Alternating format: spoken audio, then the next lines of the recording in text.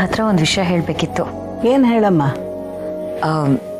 ಬಾವ ಹೇಳಿದ್ರು ಅಂತ ನಮ್ಮ ಮನೆಯವರು ಶ್ರಾವಣಿಗೆ ಕಾಲ್ ಮಾಡಿದ್ರು.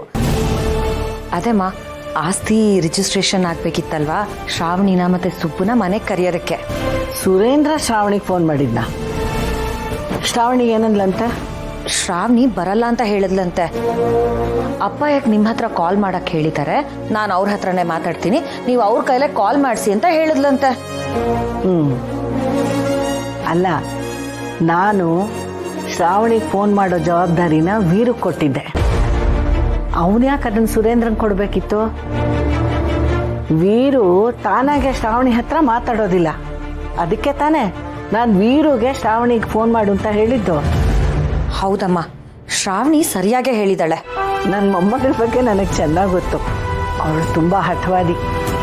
ತಾನು ಅಂದ್ಕೊಂಡಿದ್ದನ್ನು ಸಾಧಿಸೇ ತೀರ್ತಾಳೆ. ಈಗ ನೋಡು, ನನ್ನ ಮಾತಿಗೆ ಕಟ್ಟಿಬಿಟ್ಟು ವೀರುನೇ ಶ್ರಾವಣಿಗೆ ಫೋನ್ ಮಾಡಬೇಕು. ಯಾವ ವೀರು ಸುಬ್ಬುನ ಮನೆ ಹೊರಗಡೆ ನಿಲ್ಲಿಸಿ ಬರಬೇಡ ಅಂತ ಹೇಳಿದ್ನೋ ಅದೇ ವೀರು ಈಗ ಮಗಳನ್ನ ಅಳಿಯನ್ನ ಮನೆಗೆ ಬನ್ನಿ ಅಂತ ಕರಿಬೇಕು.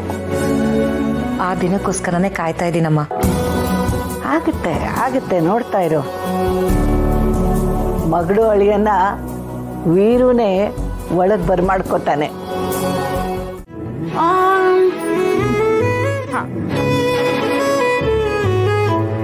ಈ ಶರ್ಟ್ ಹಾಕು. ಬೇಡ ಮೇಡಮ್, ನಾನು ಇದೇ ಹಾಕೋತೀನಿ. ಹುಡುಗಿರ ಥರ ಮ್ಯಾಚಿಂಗ್ ಎಲ್ಲ ಮಾಡೋ ಅಭ್ಯಾಸ ಇಲ್ಲ ನನಗೆ. ಓಹೋ, ನಿನಗೆ ಯಾರು ಹೇಳಿದ್ದು ಬರೀ ಹುಡುಗಿರಷ್ಟೇ ಮ್ಯಾಚಿಂಗ್ ಹಾಕೊಳ್ಳೋದು ಅಂತ? ಈಗಿನ ಕಾಲದಲ್ಲಿ ಹುಡುಗರು ಹುಡುಗಿರ್ಕಿಂತ ಜಾಸ್ತಿ ಸ್ಟೈಲ್ ಮಾಡ್ತಾರೆ, ಗೊತ್ತಾ ನಿನಗೆ?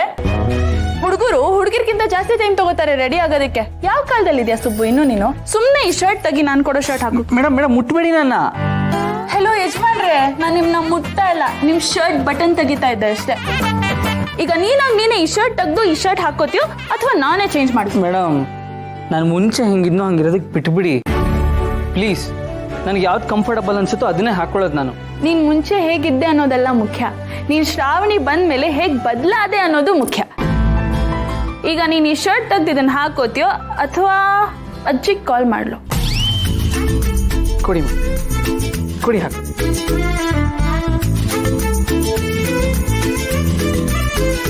ಈ ತರ ಹೇಳಿದ್ರೇನೆ ಬಗ್ಗದ ನೀನು?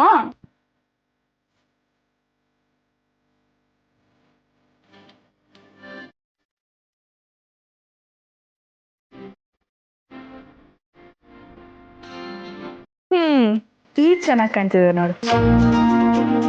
ಒಂದ್ ನಿಮಿಷ. ಬೇಡ ಮೇಡಮ್, ಪರ್ಫ್ಯೂಮ್ ಎಲ್ಲ ನಾನು ಹಾಕೊಳ್ಳಲ್ಲ, ಅಭ್ಯಾಸನೇ ಇಲ್ಲ ನನಗೆ. ಒಳ್ಳೆ ಬ್ರ್ಯಾಂಡ್ ಪರ್ಫ್ಯೂಮ್ ಸುಬ್ಬು, ಇದು ಹಾಕೊಂಡ್ರೆ ಗಮ್ ಅಂತೆ ಆಯ್ತು. ಮೇಡಮ್, ಅದರಲ್ಲೂ ಲೇಡೀಸ್ ಪರ್ಫ್ಯೂಮ್ ಮೇಡಮ್, ಇದು ನನಗೆ ಬೇಡ. ಓಹೋ, ಇದೆಲ್ಲ ಗೊತ್ತಾಗುತ್ತಾ ನಿನಗೆ? ಸರಿ ಬಿಡು, ಬೇಡ. ಒಂದ್ ನಿಮಿಷ.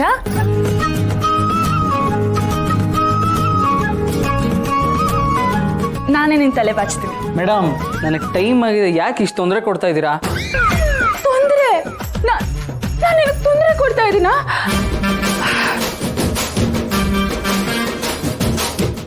ಫೋನ್ ಎಲ್ಲಿಟ್ಟೆ ನಾನು? ಚಿಕ್ಕ ಕಾಲ್ ಮಾಡ್ಬೇಕು ನಾನು. ಮೇಡಮ್ ಬಾಚಿ, ಮೇಡಮ್ ಬಾಚಿ. ಪಾಪ ಸುಬ್ಬು, ಅಜ್ಜಿ ಹೆಸರು ಹೇಳಿದ್ರೆ ಸುಮ್ಮನೆ ಗೊಂಬೆ ಹಾಗೆ ಏನ್ ಮಾಡಿದ್ರು ಮಾಡಿಸ್ಕೋತಾನೆ. ಇಲ್ಲ, ಅಜ್ಜಿ ಹೆಸರು ಟ್ರಂಪ್ ಕಾರ್ಡ್ ಇದ್ದ ಹಾಗೆ. ಈ ತರ ಚಿಕ್ಕ ಚಿಕ್ಕ ವಿಷಯಕ್ಕೆಲ್ಲ ನಾನು ಅವ್ರ ಹೆಸರನ್ನ ಬಳಸ್ಕೋಬಾರ್ದು. ಮುಂದೆ ಒಂದಿನ ಅದು ಯೂಸ್ ಆಗದೆ ಇದ್ರೆ ಕಷ್ಟ ಆಗ್ಬಿಡುತ್ತೆ. ಮೇಡಮ್, ಏನ್ ಯೋಚನೆ ಮಾಡ್ತೀರಾ? ತಲೆ ಬಾಚಿ, ನಂಗೆ ಲೇಟ್ ಆಗ್ತಿದೆ. ಇದೇ ಮಾತನ್ನ ನಿನ್ ಪ್ರೀತಿಯಿಂದ ಹೇಳಿದ್ರೆ ನಾನು ನಿನ್ ತಲೆ ಬಾಚ್ತಿದ್ದೆ. ಆದ್ರೆ ಈಗ ನಾನು ನಿನ್ ತಲೆ ಬಾಚಲ್ಲ. ಹೌದು, ತಗೋ, ನೀನೇ ಬಾಚ್ಕೊ.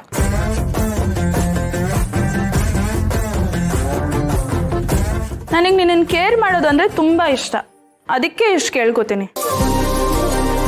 ಆದ್ರೆ ನಾನು ನಿನ್ನನ್ನು ಕೇರ್ ಮಾಡೋದು ನಿನಗಿಷ್ಟ ಇಲ್ಲ. ಸುರೇಂದ್ರ,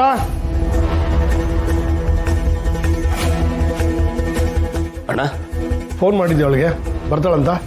ಶ್ರಾವಣಿಗ? ಹೌದು ಕಣೋ, ಬರ್ತಾಳಂತ. ಬಿಲ್ಲಿಗೆ ಸೈನ್ ಮಾಡ್ತಾಳಂತ. ಅಣ್ಣ, ಅದು ಪೀಠ್ಗೆ ಎಲ್ಲ ಬೇಡ ಸುರೇಂದ್ರ, ಬೇಗ ಹೇಳು. ಬಂದು ಸೈನ್ ಮಾಡ್ತಾಳಂತ. ಯಾವಾಗ ಬರ್ತಾಳಂತೆ? ಸುರೇಂದ್ರ,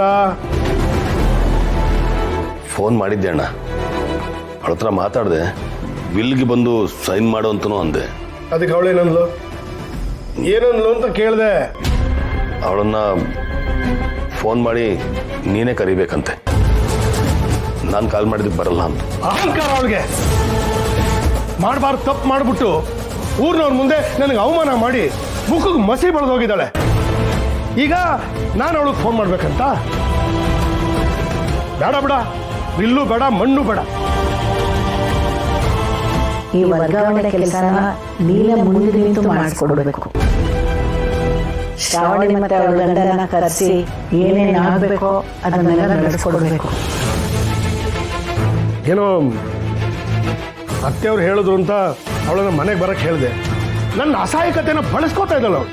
ಅಣ್ಣ, ಬಳಸ್ಕೋತಾ ಇರೋದು ಅವಳಲ್ಲ, ಆ ಸುಬ್ಬು. ಅವನೇ ಅವಳ ತಲೆಯಲ್ಲಿ ಬೇಡ್ದಿದ್ದನ್ನ ತುಂಬಿಸಿದಾನೆ. ಅಣ್ಣ, ಅವನು ಮೋಸ ಮಾಡ್ತೀಯ ನಿನಗೆ. ಮೋಸ ಅಲ್ಲ ಕಣು, ದ್ರೋಹ. ನಂಬಿಕೆ ದ್ರೋಹ ಮಾಡಿರೋನು ಅವನು. ಅವನೇ ಹೇಳ್ಕೊಟ್ಟು ಈ ರೀತಿ ಬ್ಲ್ಯಾಕ್ ಮೇಲ್ ಮಾಡ್ಸಿರಲ್ಲ ಅಂತ ಏನ್ ಗ್ಯಾರಂಟಿ? ಮತ್ತೆ ಅವನನ್ನ ಈ ಮನೆಗೆ ಸೇರ್ಸ್ಕೊಂಡಿದ್ದಪ್ಪ. ಆವತ್ತು ಸಂದರ್ಭ ಆಗಿತ್ತು, ಅವನ್ನ ಮನೆಗೆ ಸೇರಿಸ್ಕೊಳ್ಳೋ ಹಾಗೆ ಮಾಡ್ತು. ಸುಬ್ಬುದೇನು ತಪ್ಪಿಲ್ಲ ಅಂತ ನನಗೆ ಅವತ್ತು ಅನ್ನಿಸ್ತು. ಆದರೆ ಸ್ವಲ್ಪ ಯೋಚನೆ ಮಾಡಿ ನೋಡಿದಾಗ ಅವನೇನು, ಅವನ ಮನಸ್ಥಿತಿ ಏನು ಅಂತ ಈಗ ಅರ್ಥ ಆಗ್ತಾ ಇದೆ. ನಮ್ಮ ವೀಕ್ನೆಸ್ ಬಳಸ್ಕೋತಾ ಇದ್ದಾನೆ ಅವನು. ಬ್ಲ್ಯಾಕ್ ಮೇಲ್. ಅವನ ತಾಳಕ್ಕೆ ಇವಳು ಕುಣಿತಾ ಇದ್ದಾಳೆ. ಅತ್ತೆಯವರು ಸಂಬಂಧಗಳಿಗೆ ಬೆಲೆ ಕೊಡೋ, ಏನೇ ಆಗಲಿ ಸಂಬಂಧಗಳು ಹಾಳಾಗಬಾರ್ದು ಅಂತ ಅನ್ಕೊಂಡಿರೋ. ಅದೇ ಸಂಬಂಧಗಳನ್ನ ತಮ್ಮ ಸ್ವಾರ್ಥಕ್ಕೆ ಬಳಸ್ಕೋತಾ ಇದ್ದಾರೆ ಇವರಿಬ್ರು.